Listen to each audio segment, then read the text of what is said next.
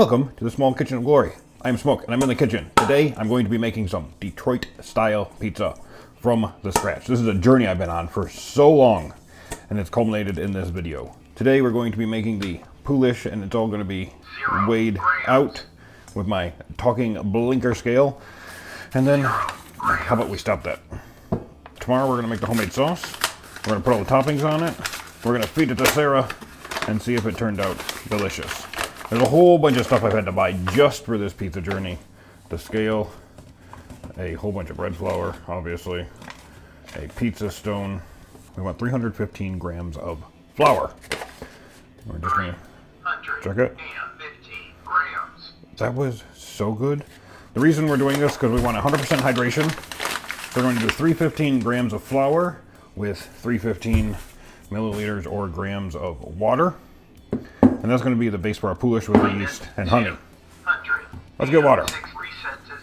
And the whole point of the poolish is to ferment the dough some and give it that beautiful depth of flavor.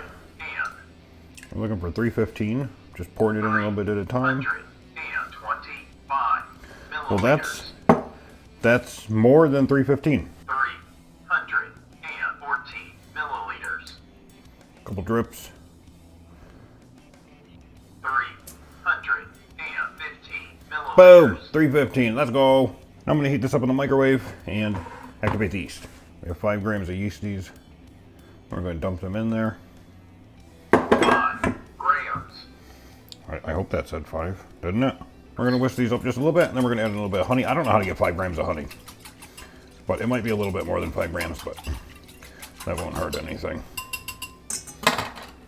All right. Let's squirt some honey in there.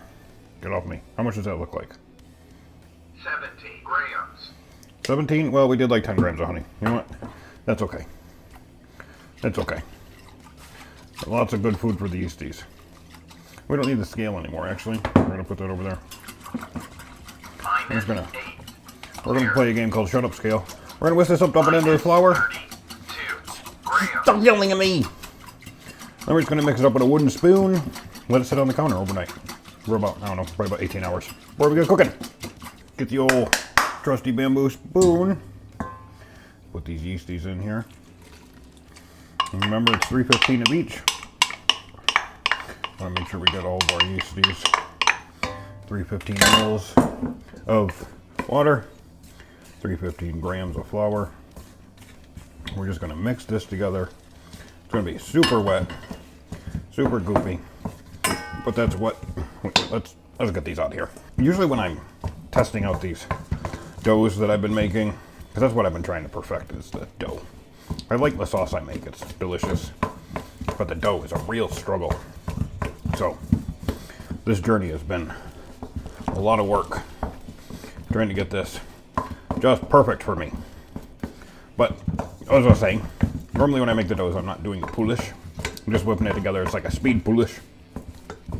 Just letting it sit on the counter or in the fridge for a few hours. And then finishing up the rice in a warm oven. But today we're doing the full poolish for full flavor. Now we just need some Saran wrap. Saran wrap is like something that white suburban moms do black magic to figure out. And I am not a white suburban mom. And I do not understand the magic witchcraft of plastic wrap. So I just do it like a man. Unlike a condom, you want to double wrap your saran wrap. That's what I say. Beautiful. Beautiful enough anyway. It's kind of airtight-ish. Probably wouldn't hold water. Or air. I think that's the definition of airtight and that I'm not. But good enough. We're going to let this sit right here for a long time. And then we'll be back. It'll be so much quicker for you. I'm going to go to bed now.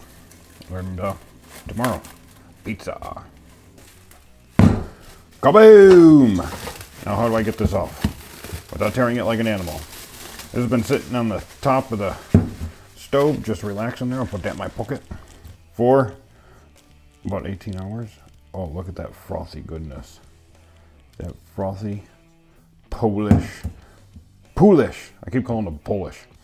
We need to make dough out of this now. I need to get this off my finger. The way we turn this into dough is we're going to mix her up with a kneading hook on the old stand mixer.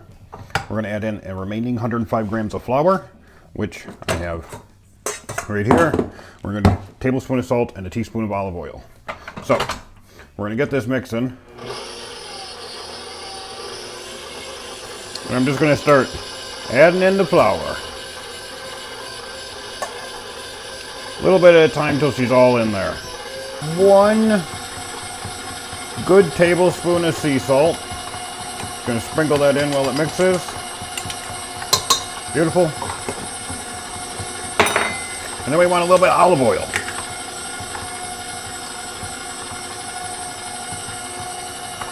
Just a little bit. I'm going to do 2 teaspoons.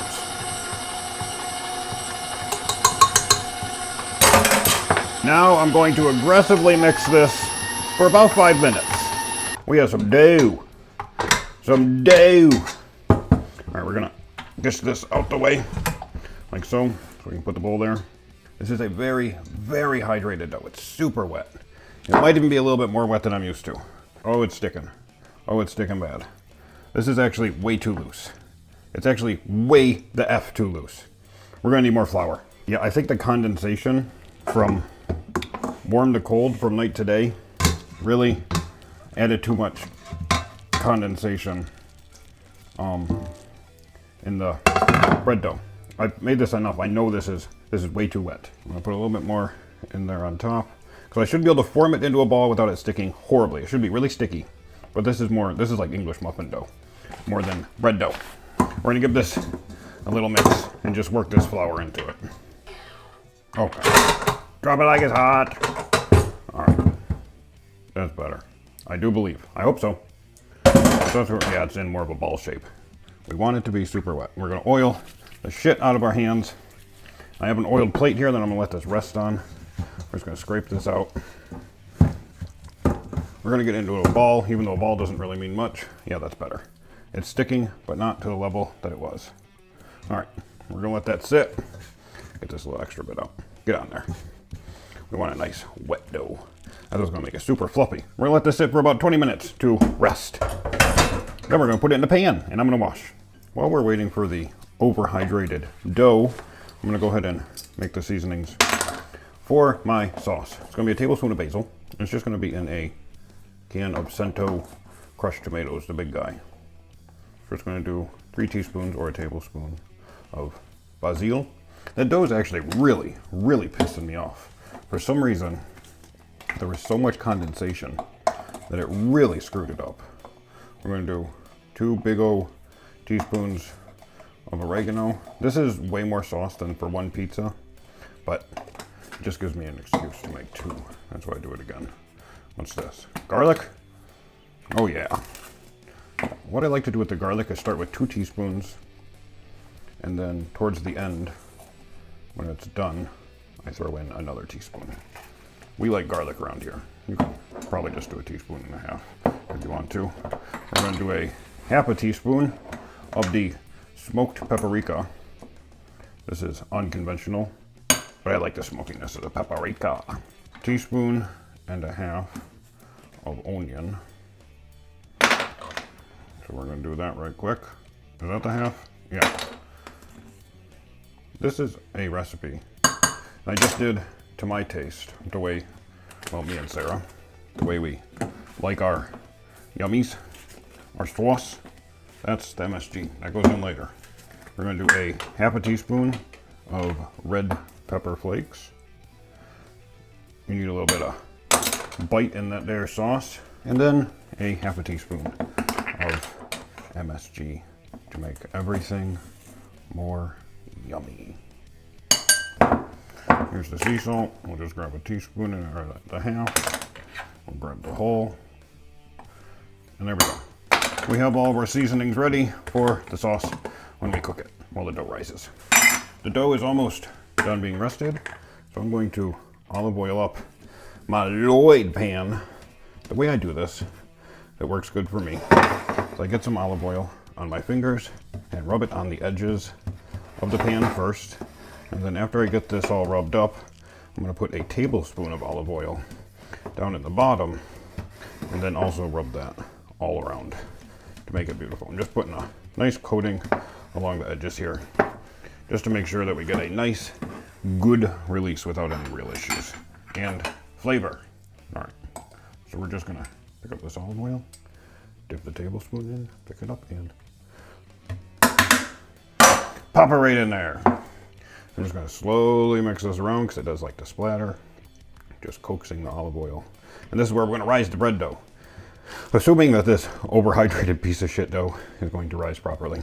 This is definitely the most hydrated I've tried making it.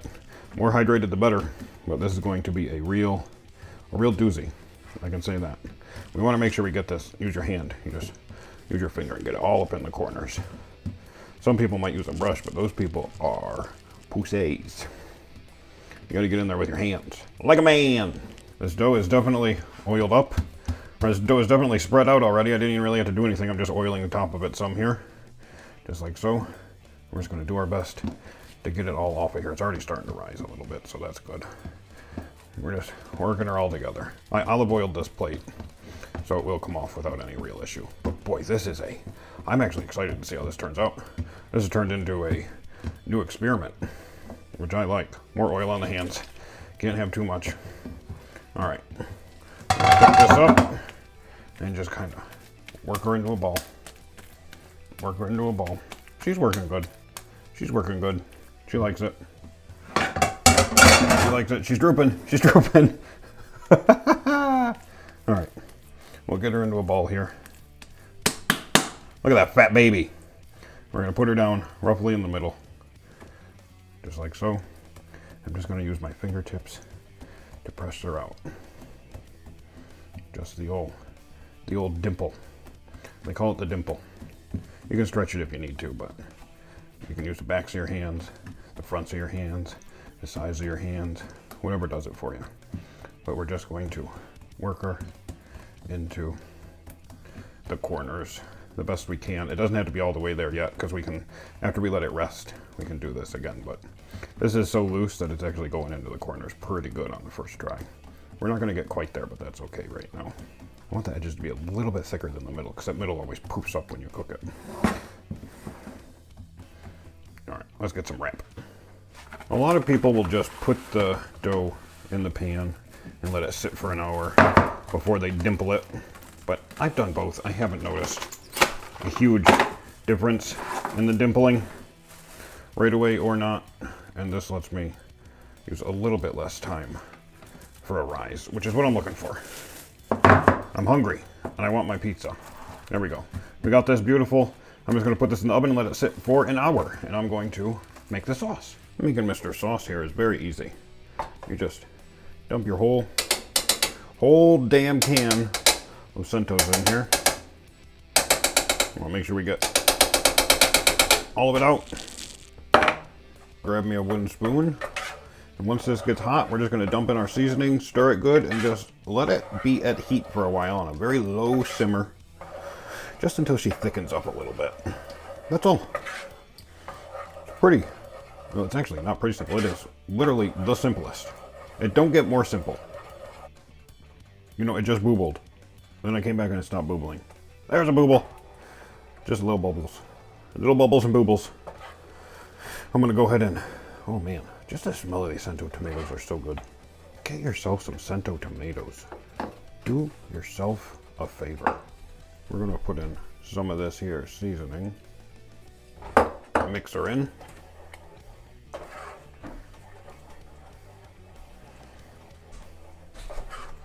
Oh, that smells good. Oh, baby. Just mixing her in batches because it is a lot. But we're over seasoning the sauce on purpose, which is something I learned from, I forget which person or people or article. I've watched too much, but there's so much going on a pizza. A lot of times you get a sauce, especially if you get it in a restaurant, the sauce is just, it's under seasoned. You need a lot of flavor in your sauce. Turn the heat down a little bit, because it's got to get through all that. I mean, just think about all the cheese on a Detroit style pizza and everything else. It's got to get through all that. We're going to turn this down even lower now. Put it on a nice low temp. Oh God, she's getting crazy. We're going to turn the heat off. We're going to angle the pan so it cools off a little bit. Boy, these electric burners suck. They suck. Big, sweaty scrotes.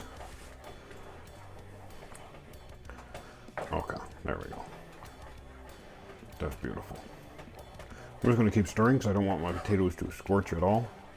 We're just going to keep it on a very low heat. Pretty much just keeping it warm, just letting it evaporate for about 20-30 minutes. Just keeping it hot, letting the flavors release, making it super delicious. And then we're just going to let it cool, put it in a bag, and we'll pipe her onto the pizza at the end. Pizza sauce on the top, Detroit style. Let's go for the win. But this is how easy it is to make a pizza sauce. I mean, when you get down to most Italian cooking, it's like all their sauces is like tomato, oregano, basil, garlic, and then whatever the hell else you want to put in there. That's not crazy. That's how you make all Italian red sauce. It's all just different ratios of your basil, oregano, really mainly, and then garlic. I mean, some might get crazy and put like thyme or fennel seeds in there, but we're not doing that here. We don't want crunchy pizza sauce. Not today. All right, I think this is cooled off enough. I can just keep her on low. And I'll use my seasoning bowl. Make sure there's nothing else in there. There's a holder for my spoon. We just let her be like this.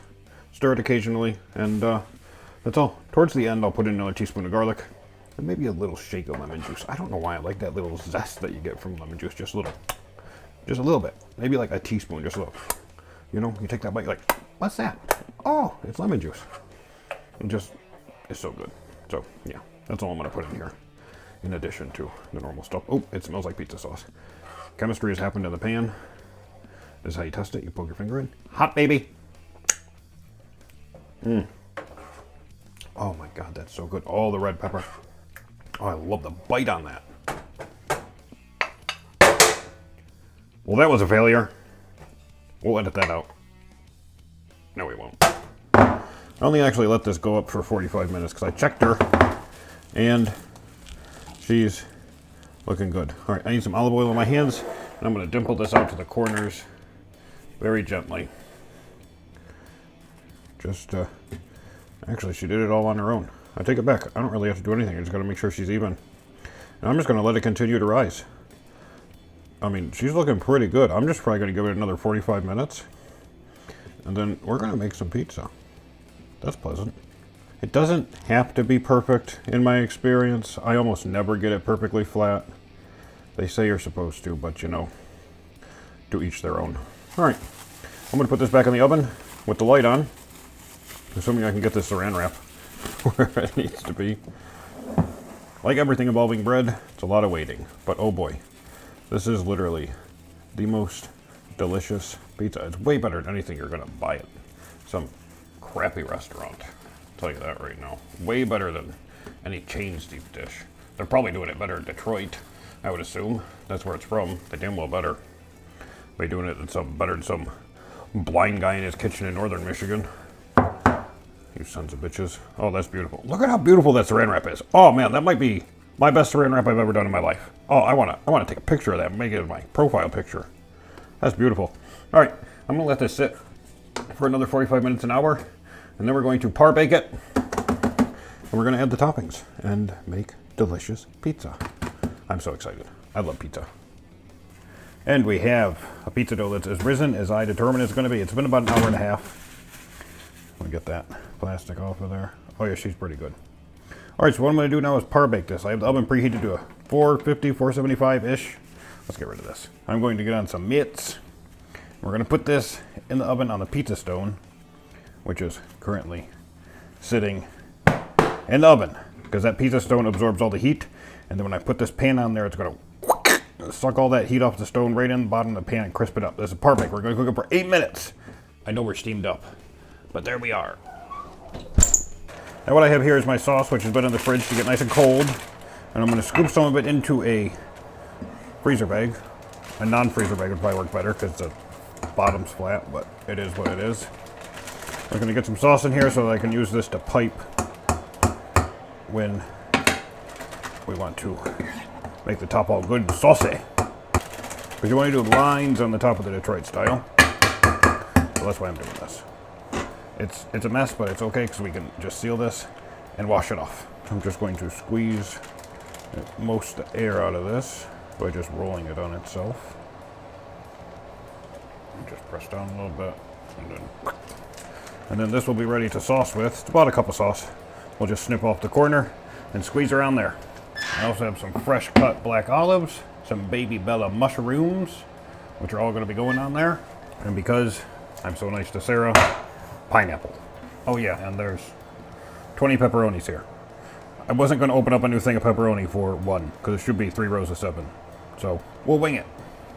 But that's the toppings. Pepperoni, black olives, baby bella, pineapple, and then sauce on top of all that. Oh, and we got the cheese. I'm not using Wisconsin brick style cheese. I'm sorry, they don't sell it here, and the shit's way too expensive on Amazon. So I'm mixing mozzarella with cheddar. I realized instead of saying it, I should just get it. We have mozzarella, we have cheddar. We'll be putting that on there in layers, and a little bit of Parmesan under all that. That's a lot of toppings. We got this. We got this. We're almost ready to take the dough out. Boom. We have a par-baked crust. Whew, that oven's hot. You might be... Here, let me put some microfiber on your lens. All right. Oh, that's beautiful. I like that bubble right there. That is perfect on top. All right. Now we need to finish this off with our toppings. I'm going to turn off that fan. Now I know the cheese that I'm using here is not traditional Detroit style cheese, but I'll tell you what, this crust and this sauce makes up for it. First thing I'm doing is sprinkling some Parmesan along. I want to make sure I get plenty along the edges. Boom. That's done. We'll put that in the sink where it doesn't go. Now we need some mozzarella. God, I bought 10 pounds of mozzarella, and it's almost all gone already. We're not going to do the first layer too thick, because there's going to be more than one layer. Going to make sure to get some on the edges. Boom. Let's get some cheddar.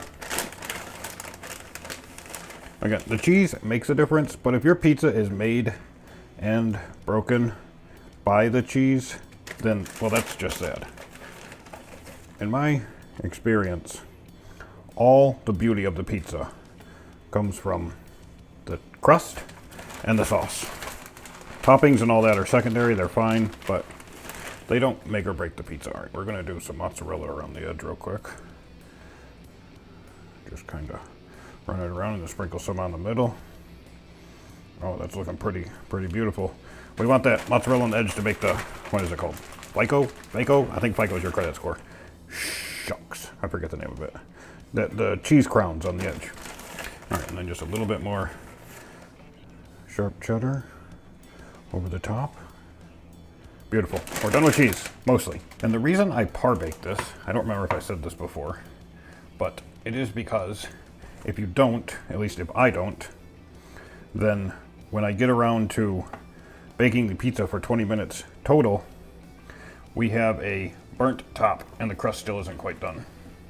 So this way allows me to actually cook the pizza, the crust to the level I want, and still have everything be delicious. Big old thing of mushrooms.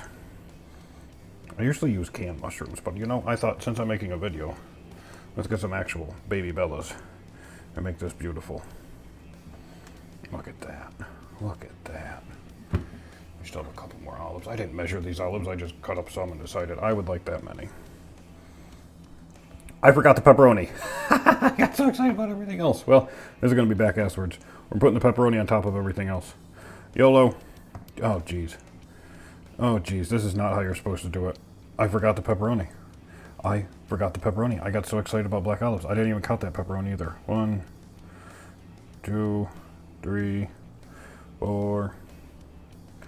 There's probably, you know, I'm going to go light on the pepper. Well, it's already too late. I said I was going to go light so everything else could breathe, but that's not true. There's also a naked spot in the bottom lip of my pizza. I'm all out of whack now. That messed me up. Forget about my pepperoni. There's 2 extra pieces. Put them in my mouth. Pineapple. I'm sorry to everyone. Sarah is a spoiled baby and likes pineapple. So we do a little bit of pineapple on the pizza. I do apologize. A lot of people find this very offensive. It's okay. It's still going to be delicious. I had to turn the fan behind me on because the kitchen's getting stinky. This oven smells absolutely foul when you crank up the heat. All right, so what I'm going to do here is snip off just the barest little corner of my bag, just like so. I'm going to squeeze everything down to the end while holding it, pinching it, till we get there. And now we're going to do rows of sauce. Is the sauce coming out in a good enough manner? Kinda. I feel it. We're just going to slowly do a row that way, go down, keep doing the row. We're just making lines on the pizza. And I like to go back and forth and do lines in multiple directions because more sauce is more better. So it's more like a snake that goes one way and then the snake turns around and goes the other way too. More sauce is more better. That's science right there. Just make sure we have some on the edges. We're just really just put her on there. Boom! That's a red top if I ever saw a red top, baby! What I like to do is just take a little bit of mozzarella, which is good because I only have a little bit of mozzarella left. And I just very, very lightly sprinkle it on the top.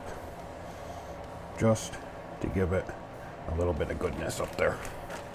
Do we have any more in here? Very, very little. That's all. We're just gonna handshake that on there. All right, and we're gonna put this back in the oven for 12 minutes. Look at that baby, it's hot. Oh, she's a boobling pizza. Not gonna lie, this is a first for me. Normally it doesn't booble like this. It might be my excessive amount of sauce. Oh, that cheese is frying up on the edges beautifully. We gotta let this sit for 5 minutes and set in the pan. Then, if necessary, we're gonna crisp it up on the pizza stone. Yikes, that needs it. Ow, hot water burn, baby. Hot pan burn, baby. All right, we let this sit for 5 minutes to set. It also might have been the pineapple juice. It was pretty aggressive, wasn't it? But that looks beautiful. That looks just beautiful. All right, we gave her 5 minutes. And now we just need to release the edges here from the crispy goodness. And then there's just one more thing to do, and that's to crisp up the bottom on the stone if it's needed. I have a feeling it will be needed. I took this out because it was sizzling so bad. There's about a minute less. Oh man, that smells delicious. That just smells like the best crispy cheese. We're just making sure these... I now have a towel to prevent me losing a finger. Just need to make sure these corners are all the way released.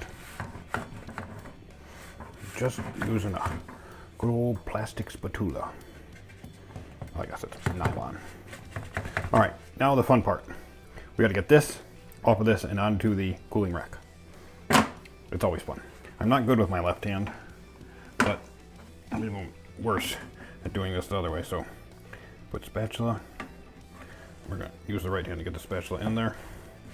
Put the spatula on the pizza on the left side. I'm going to tilt the pan and burn my fingers. And then slowly work the spatula, get it to bend, and go under the crust. And then shake. She should hopefully flop out. Just like so. Oh, magic. Woo! Let's go rock and roll. It's different. Gaga! Gaga! Gaga! What? Did I just pick that up with my hand? Now we need to get the pizza stone out of the oven. Get this on the pizza stone and give it another 2 minutes to crisp up that bottom crust. So let's do that.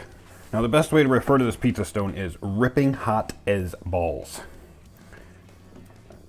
And that's only mildly terrifying. We're just going to slide the pizza onto it. Just like so. It's going to touch the edges a little bit. That's it. Gaga! That was a bad one. Normally it's a fun gaga. That was not a fun gaga. That was a, I'm going to have a blister on my pointer finger gaga. All right, we need this 2 minutes. Back into the oven she'll go. Without the towel. Get out of here, towel. Here we go. 2 more minutes to crisp it baby up. My camera shut off right before I pulled this out, so we had to delay it a little bit. I also can't feel my left finger. Well, I can't feel it, but it hurts a lot. I can't feel it in a good way. The pizza should now be done. Now I just have to, I need magic. I need magic. We're gonna get this back, and we're gonna use this to lift her up and slide her back onto the cooling rack, where she is gonna live now. There we go. There we go. We're gonna get rid of this and put this somewhere. All right, so what we have here is a crust. Look, listen. That's the bottom. That's beautiful. I'm hoping we're still in sync with audio and video because I'm having to do this twice because the camera shut off for some unknown reason. But we're going to cut this up. I'm sweating. I burnt my finger. It hurts. I don't know if you can see it right there. It hurts a lot. It's a boo-boo. We're going to feed this to Sarah and hope to hell it tastes good. It's not my fattest pizza. It's not the tallest bad boy. The dough didn't rise so good because it's so well hydrated. But listen to that crust. That beautiful cheese crumb on the edges. Woo, baby! All right. Let's see if Sarah's sleeping outside or inside. So I've been waiting for this because it smells like pizzeria everywhere. Let's see what this one tastes like. Mm-hmm. I love the sound of it. Oh well. Did you make that? A little bit. Not really, just on my lips. But anyway, it's so good. It's so good. The crunch, it's so crunchy. And crumbly, how do I call it? Is it chewy or does it break up? Mm-hmm. That sounds so good. It's not chewy, but it's crispy. It falls apart in your mouth. And the flavor, the balance of the flavor is really, really to die for. Like, a lot of people say that homemade pizza is not as good as store-bought pizza, and that is absolutely incorrect. I mean, it's so wrong. Because if you know what you're doing, then you're really gonna hit the spot. It's really, really good. You should taste this now. So, ta-ta, I'm gonna eat it. And I'll be a pig! Is this sauce okay? I tried to make it more spicy. Well, I love the spice. I love the spicy. So, I can't really tell if we added more spice, but I like it more spicy. So, ta-ta, I'm gonna be a pig. I'm gonna make a mess.